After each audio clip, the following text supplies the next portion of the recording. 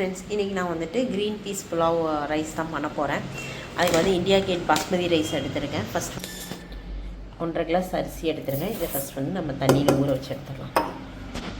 இப்போ வந்து நம்ம தேவையான அளவு வந்துட்டு ஆயில் ஊற்றிக்கலாம். கொஞ்சமாக தான் ஆயில் ஊற்றுறேன்.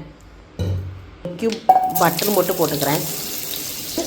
பட்டை, கிராம்பு, ஏலக்காய், சோம்பு எல்லாம் அன்னாச்சி எல்லாம் மிக்ஸ் பண்ணிக்கலாம்.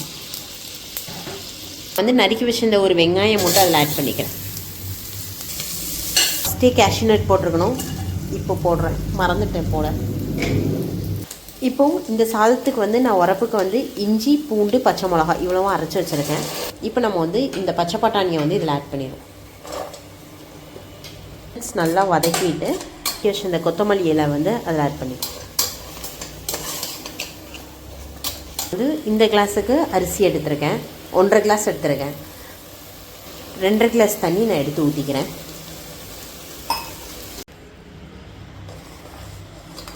இது வந்து நல்லா கொதிச்சிருச்சு, தண்ணி வந்து நல்லா கொதிச்சிருச்சு. இப்போ நம்ம வந்து இந்த அரிசி ஆட் பண்ணிடலாம். இப்போ வந்து நம்ம அரிசி ஆட் பண்ணிட்டோம்.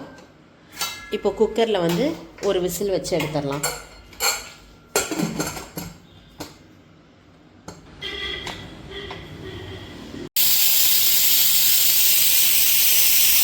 வந்து இதாகிடுச்சு. இப்போ நம்ம ஓப்பன் பண்ணி பார்க்கலாம்.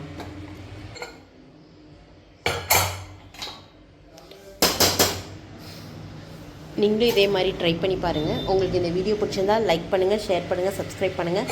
மறக்காமல் பெல் ஐக்கானை ப்ரெஸ் பண்ணுங்கள். தேங்க்யூ.